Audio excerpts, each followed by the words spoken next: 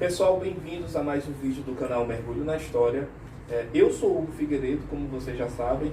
Primeiro, se inscreva aqui no canal, tá certo? Para que vocês acompanhem todos os domingos vídeos onde a gente fala sobre assuntos da área da sociologia, da filosofia, da história, discute assuntos relevantes e traz sempre conteúdos de forma a sempre enriquecer o debate, enriquecer com informações da melhor forma possível. Então, assim, no vídeo de hoje vamos falar aqui com meu amigo Carlos. O Carlos, ele é professor universitário, doutorando na área da administração, tá certo? Alguém muito capacitado, professor universitário. E no vídeo de hoje a gente vai tratar sobre a questão das conexões sociais no mundo moderno. Então, assim, a gente sabe que o mundo moderno ele passa por um conjunto de muitas transformações, e essas transformações se mostram cada vez mais rápidas, né? Então, a gente vai discutir aqui um pouquinho com o Carlos sobre a questão das conexões sociais nos dias atuais, tá certo? Carlos, muito obrigado por ter recebido, por ter aceito o convite da gente poder fazer esse bate-papo aqui com os nossos inscritos do canal, falando sobre o tema das conexões sociais. A gente vai tentar fazer um gancho com alguns grandes autores nesse tema, para a gente poder contribuir num bate-papo tranquilo, fluido, e de forma a agregar sempre cada vez conhecimento aos inscritos aqui do nosso canal, tá certo? Bom, antes de mais nada agradeço você ter aceitado o convite, né, de vir até aqui na minha casa, para a gente ter uma tarde de prosa, discussões, combinou no canal, no vídeo. E agradecer os inscritos também, que essa produção de conteúdo, né, também é, para mim, eu sou um dos inscritos, assíduo acompanhante do canal. Então, eu também agradeço, né, por você fazer parte aqui, estabelecermos essa conexão social do mundo real também, não só no vídeo, mas mais amplo. Certo. Carlos, eu queria que você falasse, se possível, sobre a questão de como você avalia a questão das conexões sociais, como você hoje percebe as conexões em meio à nossa sociedade atual, onde a realidade muitas vezes ela é desvirtuada ou pelo menos projetada na perspectiva das mídias sociais. Como é que tu avalia isso? Bem, o primeiro passo que a gente tem que entender, o primeiro movimento, é entender que além da distância geográfica que foi encurtada, você consegue interagir com milhares de pessoas que estão separadas geograficamente. Essa conexão ela traz uma mudança muito mais ampla. Então as pessoas têm acesso à informação mais rápido e mudam de opinião mais rápido, né? Então isso se torna mais fluido, né? Essas relações, essas informações.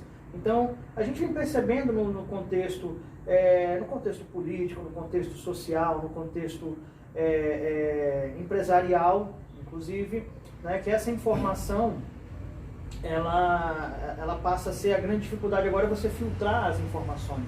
Isso tem um impacto profundo nas conexões que nós estabelecemos, né? As amizades, elas são muitas vezes mais fluidas, elas são menos duradouros, os relacionamentos eles tendem a ser muito menos solidificados. A ideia hoje é que nesse mundo que nós vivemos de hiperconectividade, isso torna boa parte das relações mais efêmeras. Sim, e é interessante, Carlos, ter colocado exatamente essa palavra conectividade, que é exatamente a palavra a qual o autor Bauman ele coloca no livro Amor Líquido, onde ele fala exatamente nessa perspectiva, que a sociedade ela está cada vez mais conectada e, ao mesmo tempo, quanto mais ela se aproxima dessa perspectiva da comunicação, de uma certa forma há um distanciamento, por um outro lado, das questões das relações sociais. Então as relações e até os relacionamentos, ele coloca Bauman como uma questão de se dão numa perspectiva distante. Então ele dá exemplos da questão da fluidez, né, que é o termo que você utilizou, na qual ele se refere da questão dos relacionamentos, que os relacionamentos, as pessoas buscam sempre pela questão da quantidade, né? Então a questão das quantidades de oportunidades faz com que as pessoas, na perspectiva de Bauman, a questão da quantidade faz com que cada vez menos estejamos dispostos a investir energia e a investir em profundidade, em procurar sanar alguns problemas que aparecem naturalmente nos processos de relação, para descartar e buscarmos em uma outra pessoa a resolução dos problemas que não foram resolvidos no relacionamento anterior.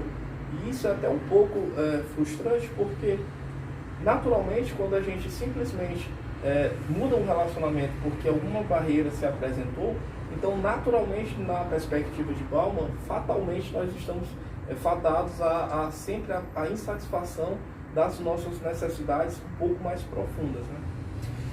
Isso, essa liquidez que o Bauman fala, é importante a gente ter uma análise crítica, porque muitas vezes nas redes sociais as pessoas têm muitas visualizações, elas têm muitos seguidores, e isso acaba passando uma falsa sensação, ou uma sensação deturpada de importância.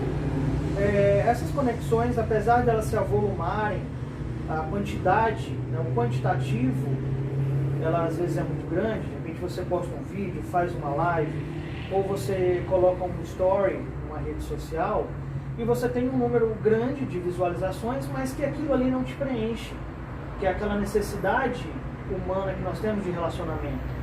E a gente havia falado isso um pouco antes, mais cedo, que isso está se perdendo por uma questão ou outra, não só de conectividade, mas talvez segurança, que é sentar à calçada para conversar, receber um amigo em casa, sair sem compromisso com um amigo, de tomar um café e de repente ir para uma livraria e ter um momento de diversão, sem ter uma visão comercial, sem ser mais pelo prazer, porque nós temos a necessidade de estabelecer vínculos. Então por que a gente sai de casa para comer em um restaurante, muitas vezes no final de semana? Não é só pela comodidade, mas é para estabelecer vínculo com amigos. Por que a gente sai do trabalho, muitas vezes depois de uma semana exaustiva, e a gente chega na sexta-noite, vai para um barzinho, para um happy hour? Estabelecer vínculos, né? Conversar, relaxar. E nas redes sociais, nas mídias digitais, como nós temos uma visualização, né, uma projeção muito maior, a gente pode confundir quantidade com qualidade. Eu acho que esse é um ponto crítico.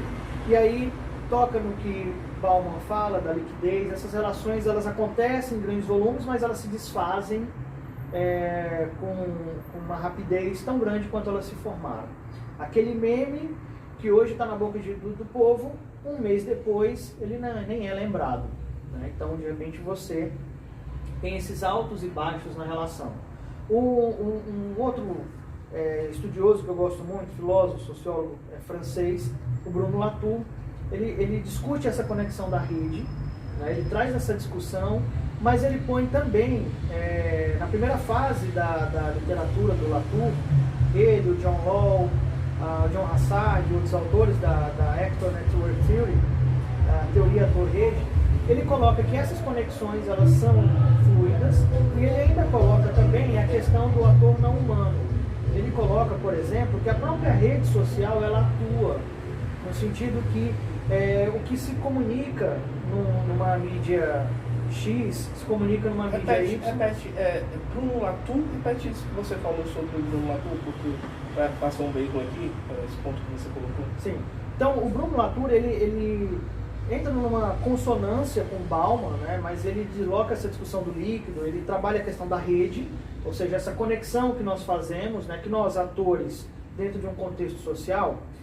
A abordagem, na primeira fase da literatura do Bruno Latour, ele coloca a teoria ator-rede, né, ATAR. E ATAR, ela coloca que, por exemplo, imagina que nós aqui, nós estamos estabelecendo uma rede, né, nós dois dialogando. Mas essa rede, a sociologia clássica, ela mostra essa conexão apenas com as pessoas que estão envolvidas. O Latour, na primeira fase da pesquisa dele, o John Hassard, o John Law e outros autores também, precursores da teoria ator-rede, eles vão também discutir o papel dos atores não humanos, porque existe ali não só pessoas, mas coisas, objetos envolvidos. O que seriam esses objetos? A cadeira que nós estamos sentando. Há cadeiras mais e menos confortáveis, e isso pode alterar a nossa relação. O próprio carro que passou, que não tem nada a ver com a nossa discussão, ele afetou esse vídeo que nós fizemos. Então aquele carro é um ator não humano, que ele se conectou com a gente, né? Não por convite nosso, mas ele se conectou, ele alterou a dinâmica, depois ele foi embora e nós repetimos o assunto.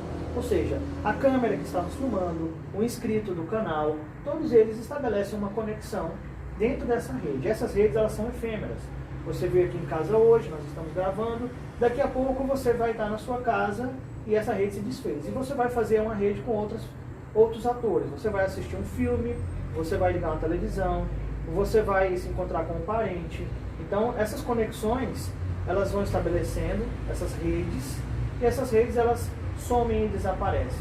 Tal qual nas redes sociais, um meme, por exemplo, que ele cria ali uma relação, uma visualização muito grande. No caso da teoria Torrede, especificamente, é preciso que haja uma interação. Todos os atores, eles conectados, eles têm que atuarem e modificar o curso, o andamento daquela discussão, daquele momento. Tá? Então ele diz que o ator ele está pontualizado, ele está naquele ponto. Então o vídeo que vai ficar gravado, quem assistir depois não estabeleceu uma conexão no sentido da teoria Torrede, porque o vídeo já estava gravado, o assunto já foi discutido. Agora, para que esse ator que está nos assistindo daqui a 5 anos, 10 anos, ele queira fazer parte dessa rede, mesmo ela já estando gravada, ele tem que comentar. Aí, na medida que ele comenta lá no canal, na postagem, e ele gera uma discussão, e outras pessoas vão e comentam, dão um ponto de vista, eles por si só estabelecem uma conexão. Então, deixa eu ver se eu entendi. Necessariamente, na perspectiva de Bruno Latour, o sujeito ele tem que se comportar de alguma forma no polo ativo, no sentido de interagir, é isso? Exato, ele chama de actante ou ator.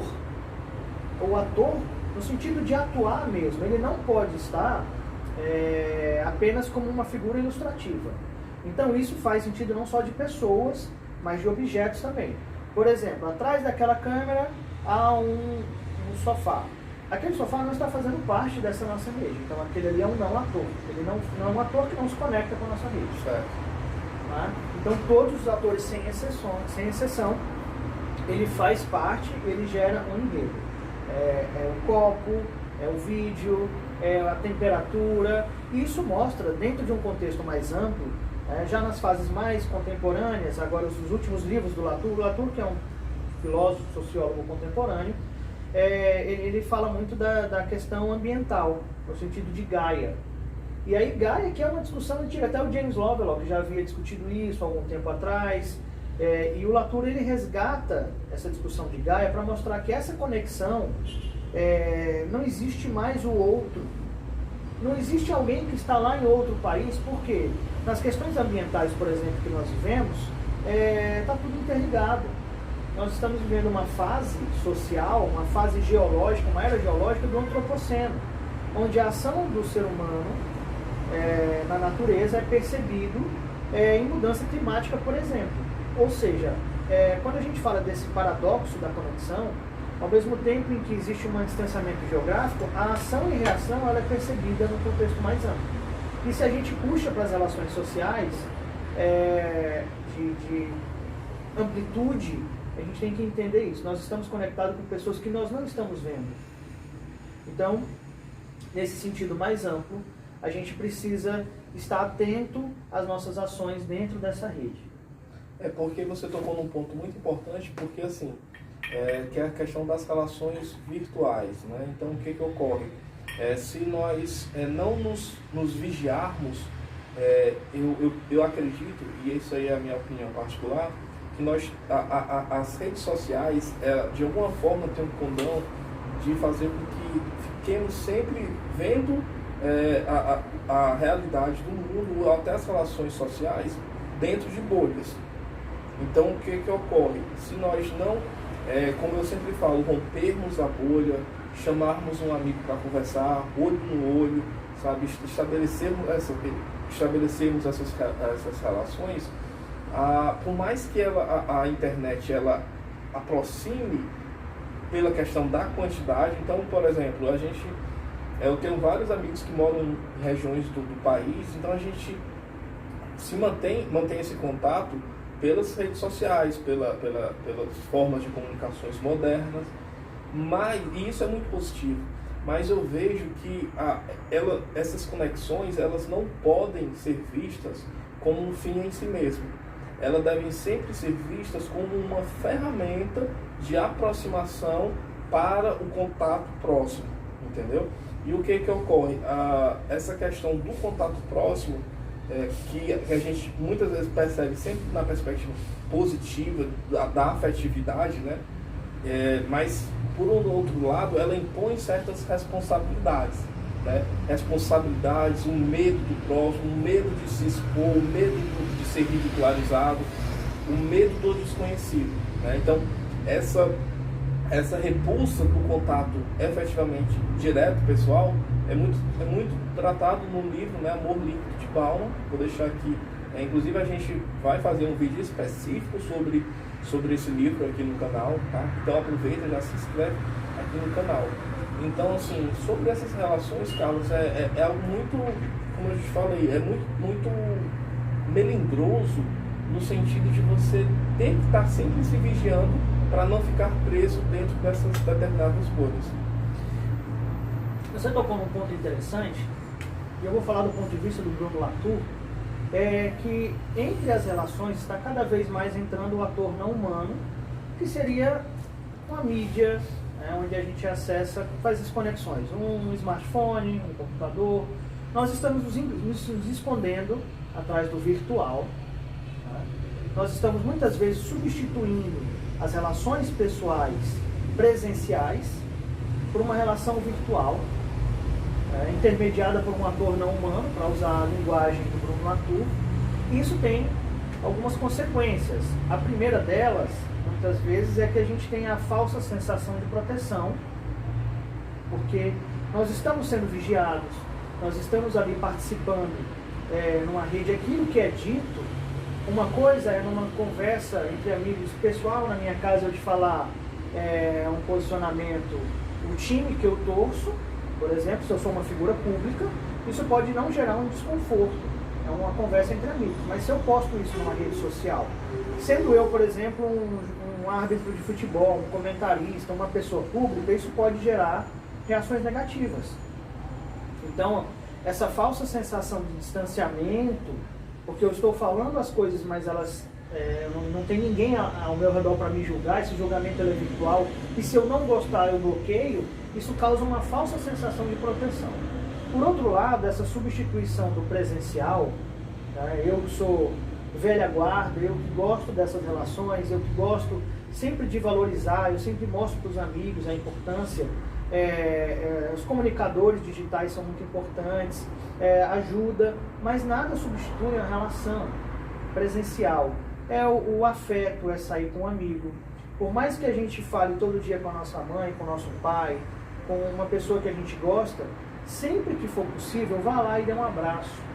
Essa conexão social mais forte, que a gente muitas vezes acha que o virtual substitui. E para um pai, para um filho, para uma mãe, enfim, para a pessoa que a gente gosta e as pessoas que gostam da gente, o presencial, o abraço, a lembrança, elas estão nas pequenas coisas. Então, por exemplo, uma das lembranças que eu tenho, que me conectou muito com o meu pai, é uma vez que eu estava no supermercado, por exemplo, e eu liguei para ele: olha pai, eu estou aqui no supermercado, acabou de sair um pão quentinho, o senhor quer que eu leve? Eu passo aqui, eu levo aí e deixo na sua casa. Eu morava com ele. Então, isso teve um impacto muito grande na vida dele. Ele ficou muito contente, não pelo valor financeiro do pão, mas pelo afeto, pela conexão social que tem ali. Essa conexão que a gente não pode substituir pelo virtual. Essa conexão que a gente tem que ir de encontro à liquidez e tentar colocar um pouco mais de solidez naquelas relações que nos são importantes, aquelas pessoas que nos são caras. Sim. Você tocou aí na sua fala, Carlos, eu observei bem, em dois pontos. O primeiro que é a falsa, que você colocou, a falsa sensação de segurança. E aí eu acrescentaria a falsa sensação de poder.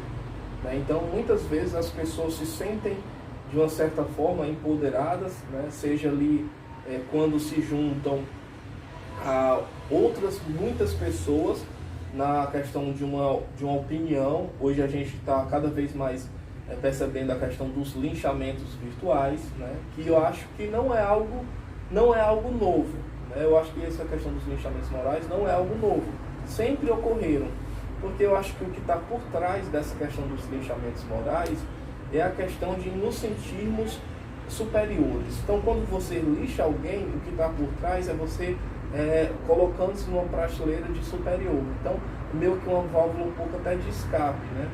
E isso sempre ocorreu na história da humanidade. O que ocorre atualmente são as ferramentas em qual essa realidade ela ocorre. Então, a internet antigamente ela não tinha, desde a época de Jesus Cristo ela não tinha, agora tem. Então, essa realidade ela é desenvolvida dentro desse atual cenário, né? E um outro ponto que você colocou é sobre a questão você falou da questão da fluidez, né? Da questão. E um outro ponto que eu achei interessante é sobre essa questão do empoderamento, né? E você tinha tocado num ponto que você falou no começo da sua fala, sobre a questão da segurança, não foi o que você falou logo no começo? Sim, a falsa sensação de segurança, do distanciamento, não é?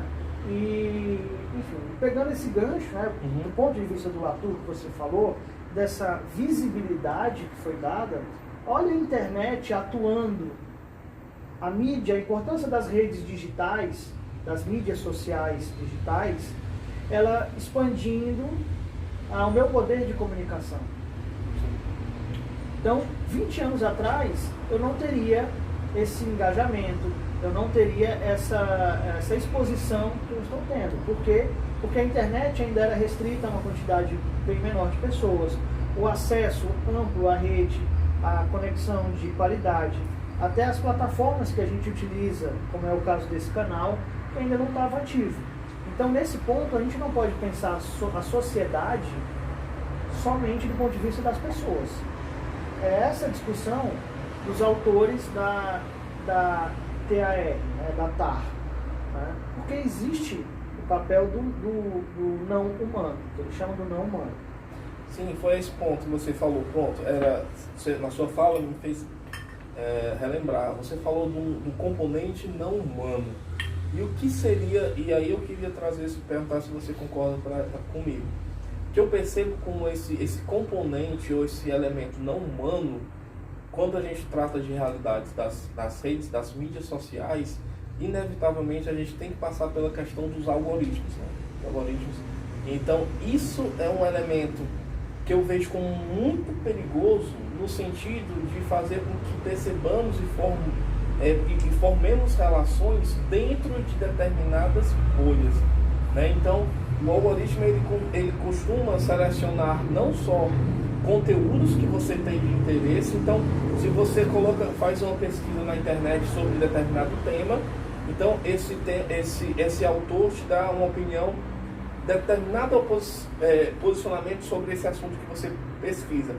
E naturalmente ele coloca para ti um segundo autor falando sobre esse mesmo ponto de vista. E em seguida um terceiro, e em seguida um quarto. Então, devido àquela questão do algoritmo ser o responsável por te colocar sempre determinado posicionamento, meio que está até natural que você seja, de alguma forma, abarcado por essa realidade e tenha somente esse único ponto de vista sobre essa questão, né?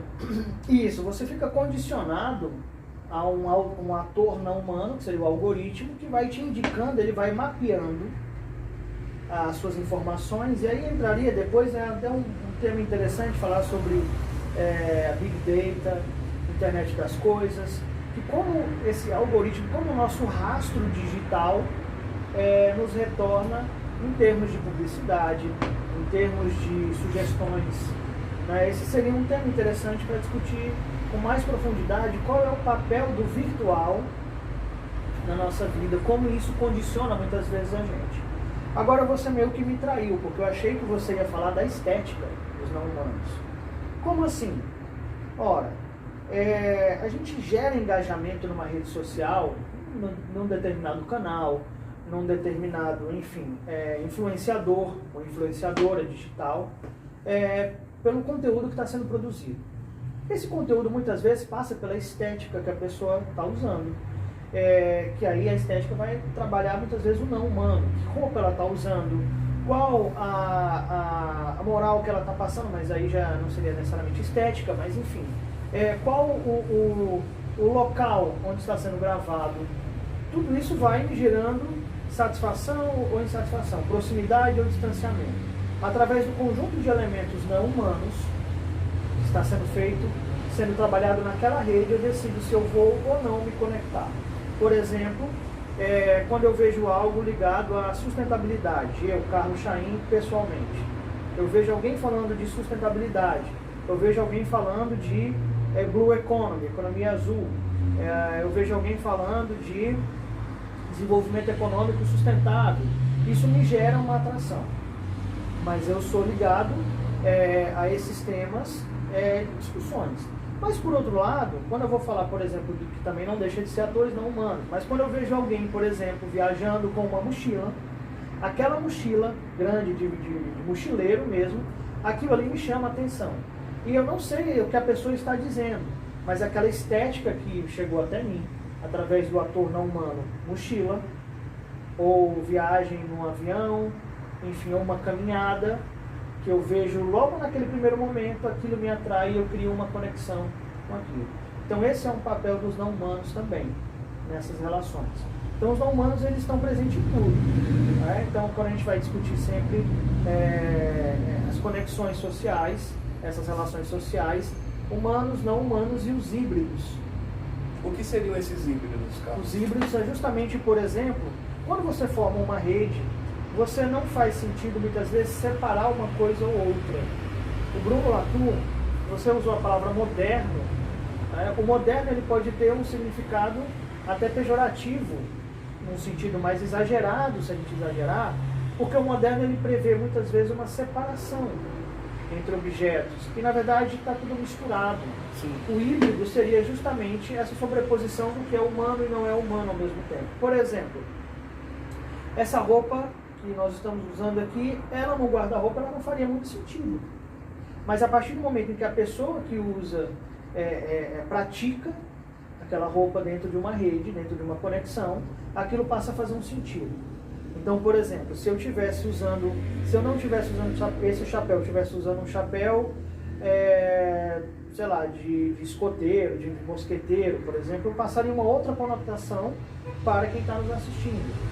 Se eu estivesse usando, por exemplo, uma roupa diferente, enfim, não é a roupa em si e não é a pessoa em si, mas como esse humano e não humano se relacionam. Então isso acaba criando um híbrido. Tá? Ele é humano e não humano ao mesmo tempo. Eu vou puxar um pouquinho essa discussão, por exemplo, no caso de um gestor de uma empresa, um gerente, um presidente de uma empresa, né? Alguém que não é o dono especificamente, mas que tem um poder de mando. No momento em que ele é um contratado da empresa, do mesmo jeito que eu, você podemos ser contratado daquela empresa, de diferentes níveis hierárquicos, aquele diretor, aquela pessoa, ele é um funcionário como qualquer outro. O salário dele vai ser maior do que o meu, ou de outra pessoa, enfim, mas ele é um funcionário. Ele é uma pessoa humana, como nós. Mas a partir do momento em que ele exerce o papel de gestor, de gerente, e com isso ele pode, eu como subordinado tenho que obedecer às ordens desse gestor, ele passa a personificar a própria empresa. Quem está dizendo isso não é a pessoa em si, mas um representante da empresa. O Max Weber vai falar um pouco disso, né, quando ele coloca que quem manda, né, ele vai colocar isso na economia e sociedade, né, quem manda, no caso da esfera pública, por exemplo, ele o faz não por pessoalidade, mas por impessoalidade. Porque quando ele dá uma ordem, no caso desse gestor, ele está falando uma coisa que não é pessoal dele, mas aquilo que é bom para a empresa. Tá, onde é que entra o híbrido? Aquele mesmo indivíduo, o fulano de tal, enquanto ele é funcionário da empresa, ele é um humano. Enquanto ele é um gestor e está mandando, está me impondo, apresentando algumas ordens, ele representa a própria organização, que é um ator não humano por excelência. Então, um CNPJ, digamos assim. Então, ao mesmo tempo, ele é humano e não humano. Ou seja, ele é um híbrido. O que vai mudar, aí o que vai mudar muitas vezes é a posição do observador. E entra na questão da relatividade que a gente discutiu agora mais cedo. Né? Então, a posição do observador vai mudar.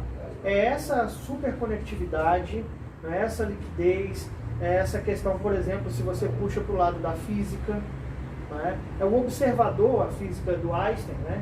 Essa relatividade, ela está atrelada a quem observa. Sim. Não é absoluta.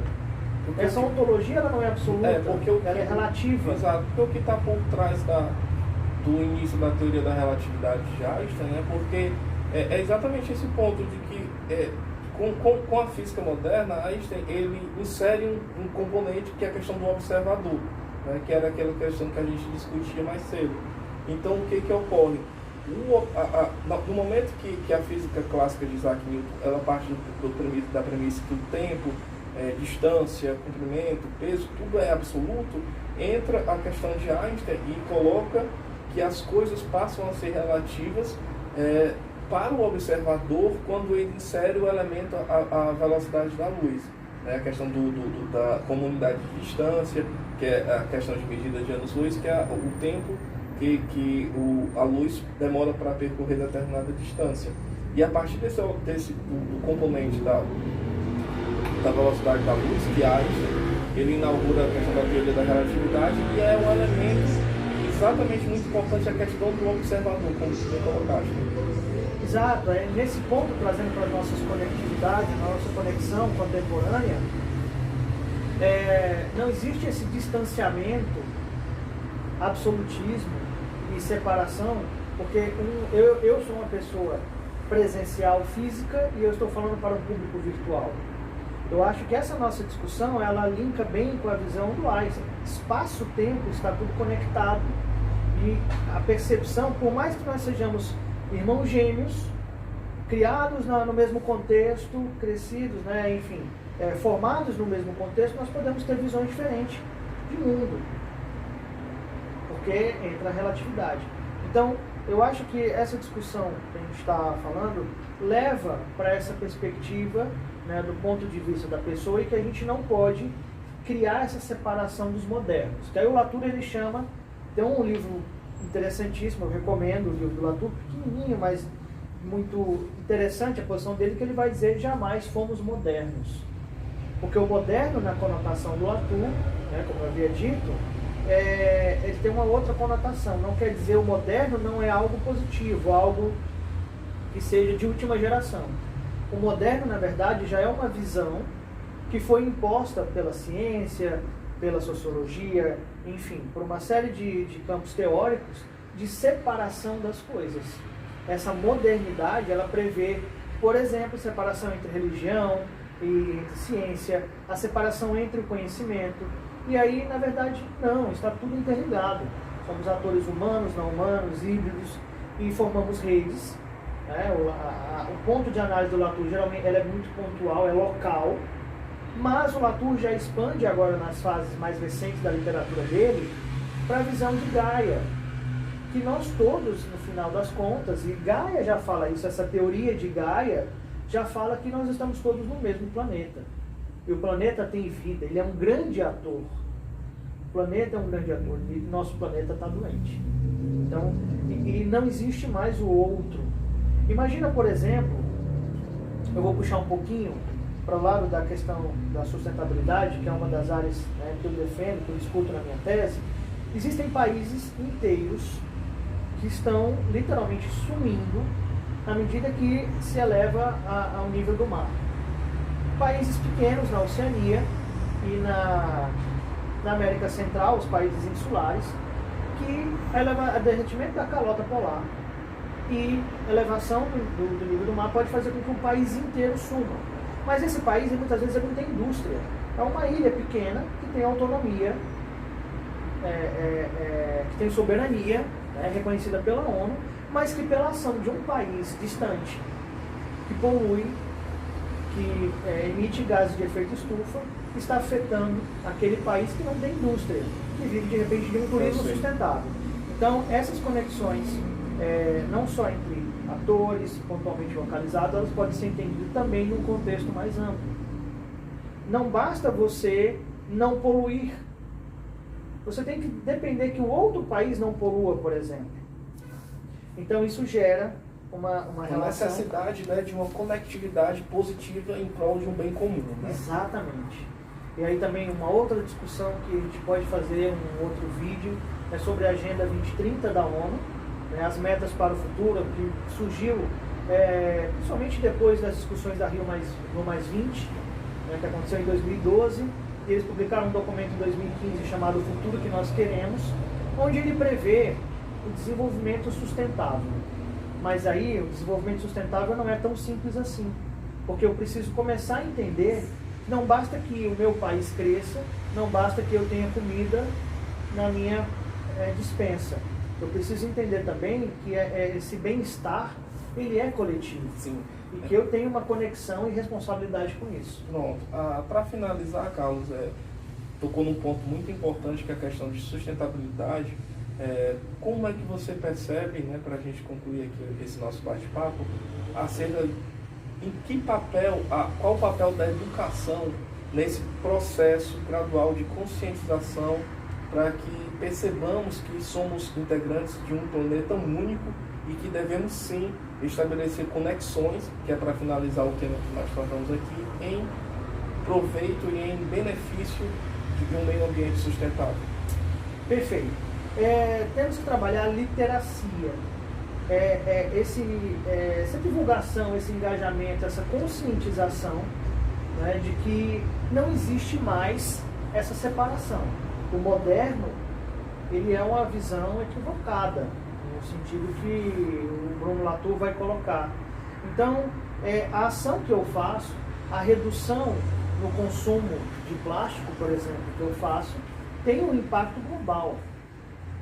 A ação que eu faço na minha casa,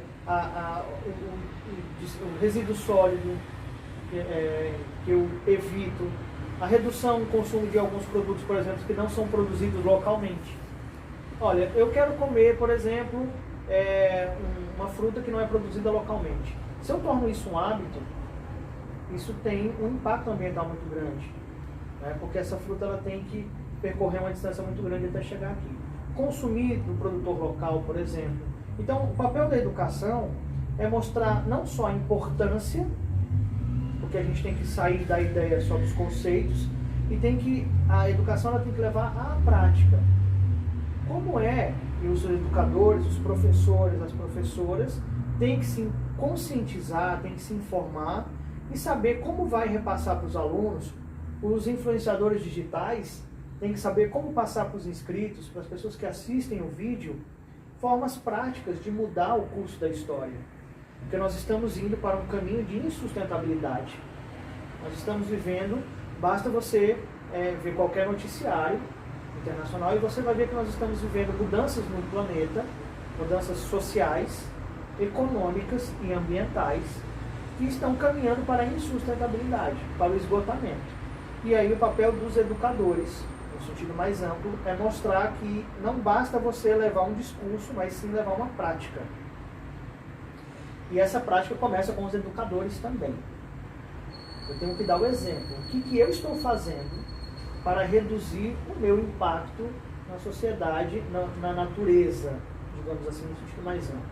O que eu estou contribuindo efetivamente para um mundo mais sustentável? Certo, então é isso, Carlos, assim, muito legal, tá certo, fazer esse bate-papo aqui contigo. Espero sinceramente que tenhamos a oportunidade de fazer mais conversas, tratar sobre esses assuntos. Foi uma conversa muito boa, muito fluida conversar aqui contigo, tá certo? Agradeço àqueles que acompanharam aqui o nosso vídeo. Lembro sempre que se inscrevam no canal, ative as notificações para que vocês acompanhem todos os domingos vídeos novos, vídeos com conteúdo que possa ser agregado àqueles que estão assistindo. Então, Carlos, mais uma vez, meu irmão, muito obrigado, tá certo? Eu agradeço a você e os inscritos pela paciência em ouvir um velho professor. Que isso, é uma honra. Galera, obrigado. Até mais.